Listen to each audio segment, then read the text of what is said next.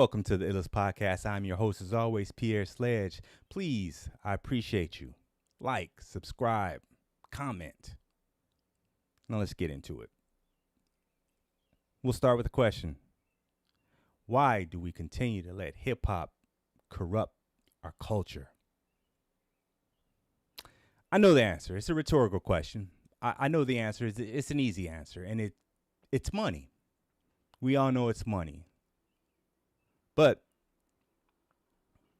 if ever there's a time to be monolithic, I feel like it's about this, because there are a lot of times they tend to think that most of us are monolithic anyway, when we are not. But in a situation where we certainly should be monolithic about morals, having a standard, we aren't. We turn the other way. We look at it as just music, and I think music is the strongest influencer of all the arts. I think movies are easier to distinguish what's real and what's not. Whereas music, especially hip hop music, because I don't know any other music that came out and marketed itself as, this is real, this is weird. No other music has done that. But hip hop is the music of the streets. It's of the neighborhood. It started as these young people just having fun. Then it morphed into the hard times, and it morphed into the storytelling and the reporting of the news of the day, if you will. That's kind of how I looked at hip hop in the early years, or in those years like right around the crack era. That's pretty much what it was, because here's something we never had in our lives. Then it comes and you see these big sweeping changes in the neighborhoods, and it was something we need to talk about that. So they did. And I was all for it. Even at that point where they crossed the line and they started to glorify it, I was all for it. And now I see the same thing happening 25, 30 years later. The same thing. And I go back to this and I say, man, that Celia Dolores Tucker was so right. She led the charge back in the 90s about this music, and how heavy-handed it was to our society and how detrimental it was. And she's the one who ran over the CDs with the that thing that flattens the concrete. And I look and I say to myself, man, she was so right. Because I'm looking at it now, and I'm like, I say to myself, when I see what's going on in Memphis, you got some 10-year-old rapper, what is his name, King or something, Lil King or something. This boy's 10 years old, and of course, you know what it is. He's rhyming like the rest of them. He's talking about the same stuff that maybe he does know about it. That's neither here nor there. There's a whole list of things that children shouldn't be doing, and we all know them. This falls on that list. They shouldn't be rapping about this nonsense. And in some video I saw, he's shooting craps with Meek Mill and some other grown-ups. And I'm just saying to myself, why do you support this, man? You're a grown man. You got out of prison and you talk about prison reform. But then you come back and the fact that you're playing dice with a child on the street, wherever y'all were, is you putting your stamp on it. You're laughing. It's funny to you. Everything about this interaction says that you support it. And that's messed up, man. It's messed up. Because it's just perpetuating this nonsense. It's just telling them that it's okay to do this. It's some video. I don't know if it went viral. It's this video of these little girls. I mean, they were little girls. They were.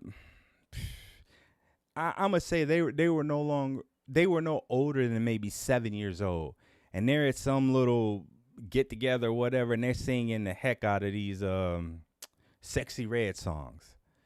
And again, come on, the content, you know what it is. It's just trash content.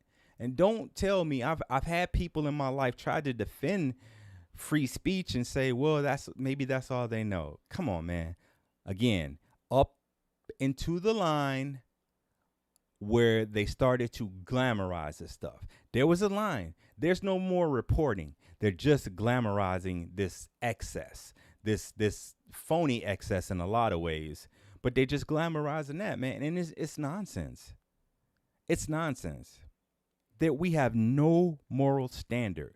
We can't even, we don't even stop our own from corrupting the rest.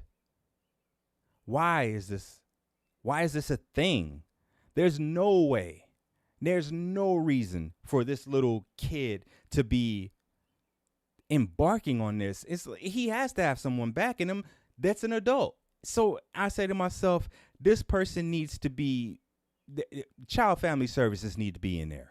That's what I'm gonna say. They need to be in there because there's no reason for this. It's abuse in some. It's psychological abuse. You're letting this happen. We have to find. There are other things to do. There are other outlets. There are other healthier outlets. To get into. Everything isn't rap, basketball, football. There are other things to get into. What happened to our artistic abilities? There's no more R&B music anymore. No one sings about love anymore. What happened to that? I mean, that was good music. It was music, not tales. Everything is just tales and excess. Just, man, it is so terrible to hear the same subject matters over and over again, or basically the same rapper over and over again. It should not be this difficult to find good rap music or good music in general. Neo soul's been buried. R&B is, all of this stuff is just merged into under the umbrella of hip hop, and it all sounds the same now.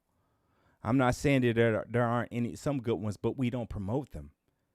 That's the thing. We don't. We promote the BS, and they get lifted, and they are the ones our kids wind up listening to with no filter. And I just think it's sad.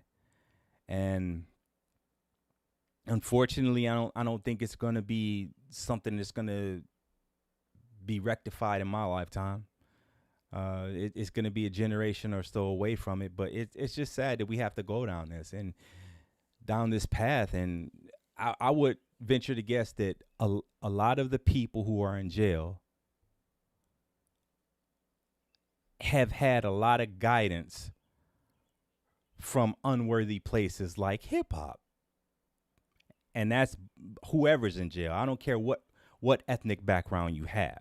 I bet that there's a strong influence of hip hop somewhere there on a lot of them. I don't know what the percentage is, and I'm not going to be absolute with it, but I would say a lot of them probably do. And we got to do something to stop this, man. Hey, I'm reformed. I used to be all for this music, and I can't endorse this crap any longer. It's contributing to killing us and all this, and we know better. Don't blame it on white people. Don't blame it on the government. Don't blame it on any of those things. We could put a stop to this if we held ourselves to a higher standard. Stop the madness. I'll see you on the next one. Peace.